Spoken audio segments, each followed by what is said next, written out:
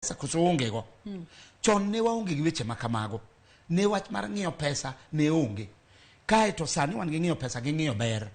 Koro weche ariyo gi odhi ohinyowa kabisa. Ji onego bed ni ng'iyo ang'o kare? Isewacho ni ji ng'iyo pesa, ji ng'iyo ber. Yes. Chutho pesa diere nyaka okadagi pesa. Pesa nyaka watigo. To momo wacho ka ne ya e buk matimo te mokwongo 6:10 owacho ni chakruok mar kethruok gik moko te en hero pesa.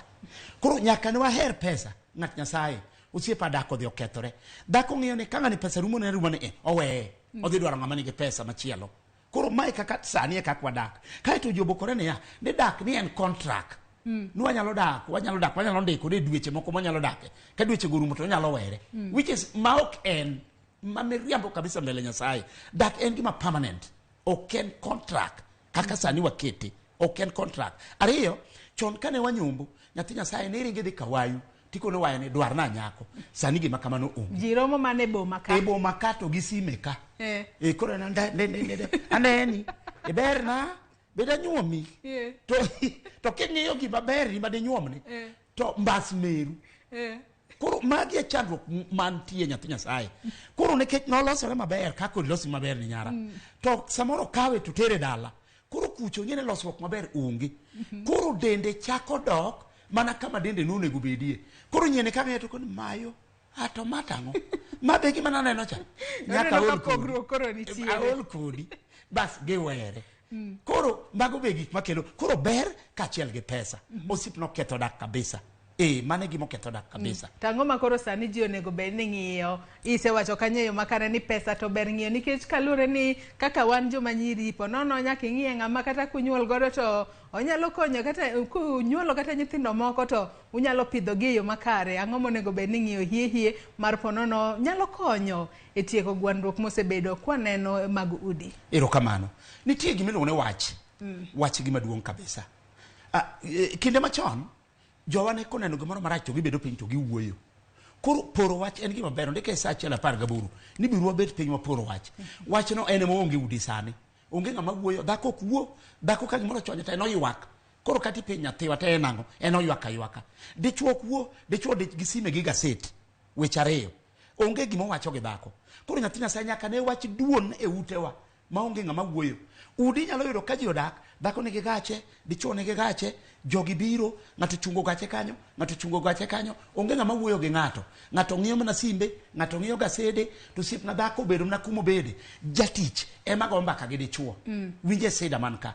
Jatich ema go mbaka gi dichuo, en mong'e kama soksi dichuo nitie, en mago range, en motimo gima, en mong'e sama dichuo chieme, en mong'e kichuo chieme, en mong'e kiti ma dichuo korego. No jatich maba ondike mo maka ngeche 30 West 23 ondike ne ya ni jatich biro ma ide chuo ondika mano nyathi Nyasaye wa wuor ni jatich biro ma ide chuo kendo jotich ma mon chuo gi sani to da no adich gi chuowa ma jatich to mana ne kanyo en ote mwamiye ingene da no wan mon ote mimiyo jatich to chuora to kamihe chuora savo kian an mang'e kako nindo an mang'e kako chiemo ang'e kit pimo luokorego an mang'e kako wuoyo kode an mang'e seda ma en gi chunye usipa dikoro udi beyondi to nikech wakiare ng'ato we chiege dichuo dhako bendo wechore ji owere udi ingene werruok ok en ni ng'ato dhi thurgi wanyalo dak to wawere kamano ng'ato ninde bedroom ng'ato ninde sitting room ore gigo gik matimore sani kae temang ich wang'echa tema kam dhako tuomo ne anegi ka dichuo tuomo ne anegi koro ji negore udi kabisa ng'at Nyasaye to gige makelo sida to tong' no wadoge kae to wabedo e aput mar wuoyo e odwa ka wach moro nitie nikech chwanyruok nyaka bedie mano ndike Luka 17 ni gik machwanyo ji e ot to nyaka bedie ni to kobetie to waluongore to wabedo piny omera gini wanyalo time nang'o kae to akwang' ng'uono an dichuo ingene sida mo wan go joma chuo ok wakwang' ng'uono akosa dier kendo nenore malongo na koso ne dhako to mondo akwang' ng'uono akone nyarma asayi mondi bol rika nyalo bedo matek samarwe maneno kadhima na mapiyo piyo ahinya dwa somo moko kum ote mabenda neno ka joneno magwa oronwa okinyi makawuono manoko kale Facebook kacha kama wantire live wenwa bon wacho ni iwinji malera owinjo wa malera ka entiere kabondo kamala anyar JT wacho ni my pastor wacho ga adier makende Nelly Chi nenye mmoja wacho ni my all time pastor kabendo wacho ka eno nego beni wakelo pastor makama kata odiochieng' makinya mabende en sabato. Nyar JT wacho ni Pastor Obio yalnwa Jumapil bende, ka bende Engineer Lazaro Kanyamboka bende wacho ka ni Joy Pastor Orienje osekelo loso udi mathoth makata enokia kod yalo mare. Anbe an wuod Kanyada Ogande Girls kanyo ne akia ni kara en mana japacho. Mon biro chamie boma awacho kai ma idog dalau gisa ndugi nono ka bende jomoko bende wacho kai ni mosna Pastor ugiwinji eyo makare ote thoth ahinya mak mana naneno ka samaro ema dhi karuma okinyi makawuono ka bende iwacho ni nitiere kod wes moro matin minyalo puonjo godo ji kalore ni joma thoth ong'eyi kod puonjo injili mar kit dak mabende iwinjo kaka Engineer Lazaro wacho kacha ni thothne oseloso udi mang'eny ahinya. Erokamano. Amor gi wacho no nyathi Nyasaye.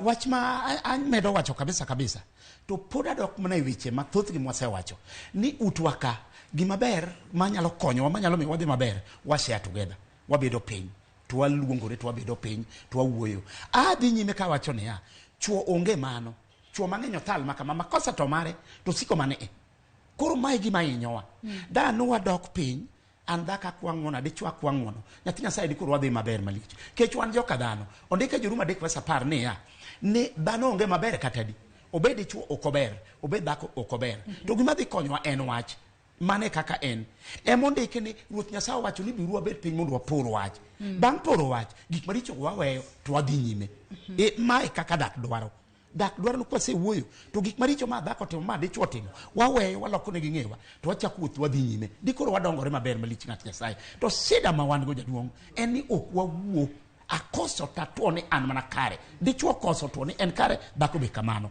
kae to koro wachalo kamano kae to nyithindo ma wan godo bende dongo neno kaka wachalo nyithindo bo kawo mana kitwa kae to piny okethore nyathi Nyasaye sa orumo no wang'eyo ni yalo to wanyalo yalo kata nyaka godhiambo wach ni mogik katieko kodi okinyi makawuono wachna mogik nyathi Nyasaye adwa duogo wan e boma by the way wan e boma to boma ka weche okethore mang'eny adiero boma kende kata na mier kucho boma ka weche okethore mang'eny kabisa iyudo ka mon ba kendgi chuo bende ba kendgi mama nok dwach Nyasaye ondiko ne e buk mar Jo-Korintho mokwongo 11:11 okone dhako without dichuo machore owuon dhako no is useless dichuo without dhako mamare owuon dichuo no is useless Ruoth Nyasaye nong'iyo e buk mar mar chakruok 2:18 nowacho ne ok ber ka dichuo bedo kende to ok ber be ka dhako be bedo kende to dhako manyo dichuo manyo chiege to gibedo to girore kama mondo piny odongi sani wach mar ariyo makora gikong nyathi Nyasaye sani mono dagi ni ok ginyuol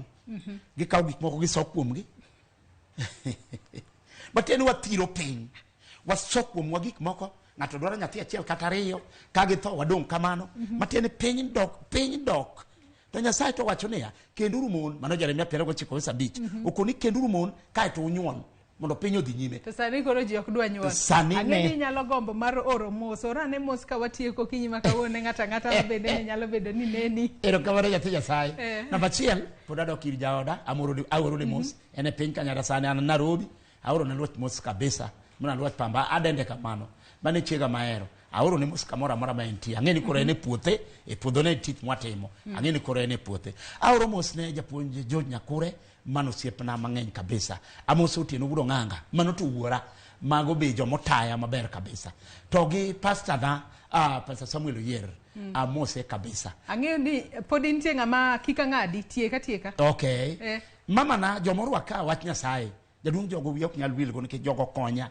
na baro mabor siepna ne an jaraha to koro okanyal luongo gi te joma nogeng'a mokono siepa ka to kiluwo tidhi konyori to kidokera tilal nono koro jogi ra nyalo lal kodi ahinya nyakine boma ka ang'eyo ni thoth ne yiero ki iyalo to thum bendi so iye kanyo tieka ne godo ka watieko inyalo siro injili moro gi thum erokamano nyathi Nyasaye bas injili masiro gi thum ajanyiso yini ng'ato nitie nongoro wuda kumu jamnasi ngoro werne mimi nalo jambo nane sumbo akili ulimwengu umepasuka mahale Mungu alipanga usiku saa ya kulala mbona walimwengu umebadili mipango usiku sasa imegeuka mchana na mchana sasa ni kama usiku jamani. Nasanga koro kadoke muma kaito kagino karondeke muma Zaburi 104 wesa 19 kidhe chaki somo Thessalonika mokwongo 5:5 wachone ya otieno mar le to dichieng mar dhano. Kore ma jamnasi kone ya ni neno ne piny oyiech gi kamoro momiyo ji oketho kaka Nyasaye nopange. Koro konya kabisa kore chuna ni sama jathum wer ne amanyo message mit mar thum gi kako chalo redeem gi nigo kiango gi nigo aweyo tana manyo message ngane wachango tadier kadok mota yudo gimo wachono. Koro miyo agine jothum kabisa. Ayie gi jothum kabisa. To bende binge ni ponono nitiere joyalo moko manyalo bedo ni neni to wacho ni ero iyalo to thoth wende ma ponono ni siro godo injili to gin wende ma ok gin mago mag kanisa ok gin kwa bende se yuda kweda mora mora. Yes, akweda na sewinjo ka jino joyalo nade chako wero wende thum yawa. Koro okadich gi wende thum. Tadich gi message meye kanya matimo nade ema kao tarwako ka taneno ka donjo go kabisa. For example ng'ato ni kan usito kale usito werne ya hera miya Sara tangiyo go hera sanda pile kobuoga bi dinyocha wela bidikura meu tokata mana gari dikura ngeo tokata maplode dikura gero tokata mana bengi dikura yao usita thone nyako mapuko lema. Koro winjgi ni nyathi Nyasaye nyiri thonegi titho to pare ni ine mitho gimora moro oking'iew nyisa keta munda nyis chuone ya chuo utho malit dikori dhi mabor kabisa to mono negi. For example ebo makamwatieni obara mon bo nego chuo me mon nego chuo to bingeni kinde miyalo podono jo manyiri kata jo mamigogo nyalo winjo ni donjo negi e kit yalo mari mana kaka isewacho ni nyiri ema miyo chuo to oseche moko wan bende donjo nwa ahinya. Yes, nyaka donjnu nikech ngene ya namba 1 wuone nitie kamera tego kabisa iluongo ni Samson kama Noah dako emolute buru. Kabisa mano buk mar agene jo piny winjowa mano buk mar iluongo ni iluongo ni Judges iluongo ni jong'ad bura 15 wesa 15 kanye madhako nege Samson molute lo kibiro chakruok 20 wesa 3 wachone ya Nyasaye kone ng'ato ni ka iluongo ni Nyasaye nofwenyo na Abimelek iluongo ni ruoth Abimelek kone Abimelek ne Abimelek iwe mondi tidhi dhako moro itho. Koro mai minyiso chuo ne ya kisenyombo ne chiegi ke chuo moko sando mondgi kabisa nyathi Nyasaye adiere to kadhako moro oloso maber kabisa owiro kaka kore ler ni nyathina to chiege to jwang which is wrong. Isaya 56 Isaya 54 wesa 6 wachone yawa Nyasaye kone ya ng'ato jwango chiege oweyo to dhir dhako moro nono Nyasaye wuoro gino nyowoyo ngecha bich wesa 18 kone ya kata wes 20 kone tang'omo miwe chiegi tidhir dhako moro nono. Nyathi Nyasaye gigo konya kabisa ka winjo ka jothumbe bende wero mano to kora kawo mana weche gi gotariwoge marani. Adwa ni miya wer moro mogik ma bende ni winjo tisiro gi wes ka watieko. Erokamano. Wer moro mogik ng'ato no weri luongo ni Odira wuda lak. To Odira ni wachone ya jothumbe magocho masani anyiso gima ng'eyo kita seda kita lana saidi faida yake sijaona faida yake ni pumbi dhidi yake warembo kumapoka de yege tumne to en kanista Afrika waloro kanonga pesa yudo e piny ni magalamuru majo manyiri ya malango tege kongo wun ya Kongo haya ye wuda la kang da wek ma kongo gucho duro che mabam gi chuo ba ditila rengo ge land roba mamarwa nyisa ne yeni tuojo okode ya dikurar gi gari kaka direngo go tadir pesa ne ji me kaka jathum kaluto me mon aluto me kongo adonge lweta marach thumbe kura wegoyo kura sandra kangama ne dana gino puonji kabisa ng'at Nyasaye wapuonjo godoji ni chike ite gi madira werono weri gi met mar thum chika ne iti mondi winji ng'ano puonjo nyathi Nyasaye mane kaka en ad emo me akawo gigo koro kata ka joma seya iyawa jathum jayalo dok wero thum o kawer thum ma oge go gitich thum nam yelo matiek in message ma thum chaw message ema dich go kata mana sani message joma go thum masani gi adicho message kata mana nyako ma wer kacha asekawo nikech macha message ikaw mane gima kawo en ne ya mama Eda no tuwe jaduong' igni 9 tirito kabisa maja duogo moyudi mama ningini monok tin maningini message mano message makare punjo mine mamoko ni pono ne dichuo nigi shida moro beda lenga mane chuori iriti arita kata ka tich urumone kata ka mwandu urumone we twech duoga ne tich we twech mano twega gwambo gini duoga ne tich nyalo rumo to kocho ne koro dhako dhine ke tich orumo dhako beda okori nyasai duoke orite taode manya ne wer moro bende ipunje joma chuo bende orite joma mon makare mana ka kisewacho ni chuo moko bende ojwango ojwango monde gi mok kare ahinya manya ne wer bende ipunje joma chuo kipunje wagogni kende wagomba nyadhi mbele kod twak mara okinyi makawuono samaro emaneno wako rumo erokamano ahinya kuom kawo thuolo mari mar mondo mi ibie twak marwa okinyi makawuono nyako Ramogi Ajwang mana kaka ineno antiere kae mane siri mabende anyisi ni wantiere godo kata kamano koro ok en siri useneno wendo machielo mane wantiere kae godo mano Jayalo Michael Orienje ageno ni kwanyo puonja achiel ariyo adek moko mabende inyalo konyo mar mondo mi omed tego odi kapo ni jalno mabende nitiere keny wakaw mana yoyo matin gi sani tok yoyo matin to nyawadwa Sharon Ong'aw biro donjo kod twaka e chenro mar mbaka oromo mano tok miyo wachal mar fwambo obiro dolo twak kik idhi mabor erokamano wamanyo wero moro nyathi Nyasaye erokamano ahinya nyak taloch werne ya Nairobi nyiri beyo makwar kaka nyanya mawito jibo mafagilia parie ode beko fagilia ti paria chienge Kisumu nyiri beyo nyiri machamo nyama miler pele fagilia parie meru mano koro en puonj mar jomage mano puonj mar joma chuo erokamano ahinya kamano ng'at Nyasaye sae momayo wawang' Orienje erokamano ahinya erokamano jara wakaw yoyo matin nyako Ramogi Ajwang kik idhi mabor erokamano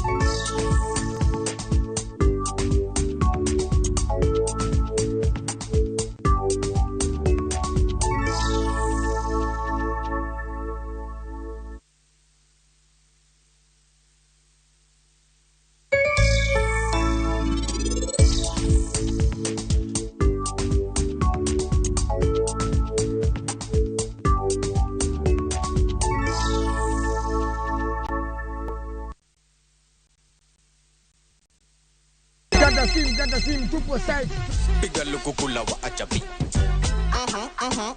wa achabi